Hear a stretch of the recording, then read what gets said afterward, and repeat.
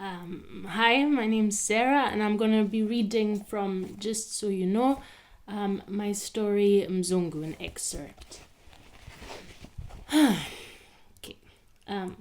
Nairobi is big. Sprawling leafy compounds, even more sprawling slums, and everything in between.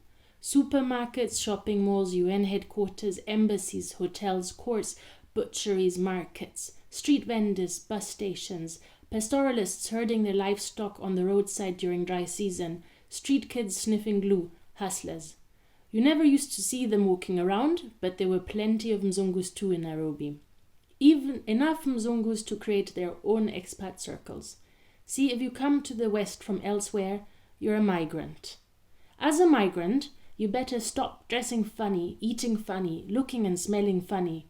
Don't hang with those other migrants in that way, with your funny ways, smells, foods and clothes. Integrate. Learn how to act normal. That doesn't apply to Mzungus though. They are expats. When they move to foreign countries, not migrants. They are called NGO workers, consultants, reporters, diplomats, hoteliers, safari tour operators, and development workers. They are noble and adventurous folk who consider themselves citizens of the world. See, if you're a citizen of the world, there's no need to integrate. You can sip your imported chilled beverage in an expat hangout where everyone is tanned, worldly wise and wary. There you can bond over stories about your adventures in these foreign parts, of how nothing works and the people are corrupt, untrustworthy, underqualified and childish. In expat circles, no one will mention your embarrassing lack of melanin, comment on your accent or question your right to be there. The word Mzungu will not be shouted at you. As an expat, you live in a country, but you're not in it. My new German school, Nairobi, was full of little expat kids with German accents, many with well-off parents. They lived in big houses with big gardens and pools behind big fences and spent their afternoons in shopping malls.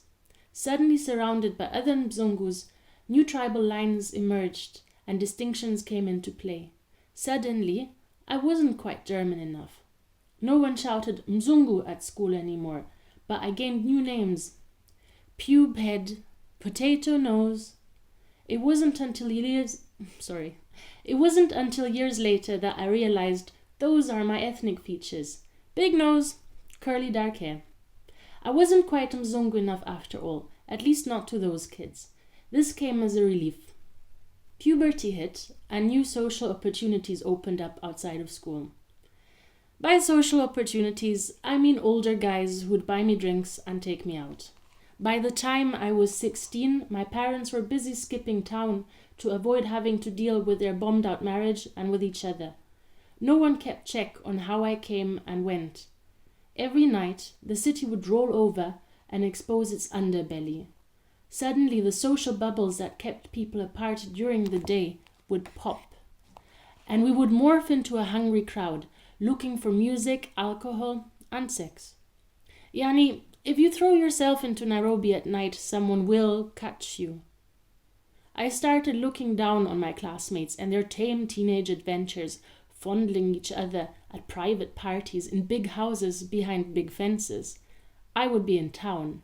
I'd be out. The bullies no longer scared me.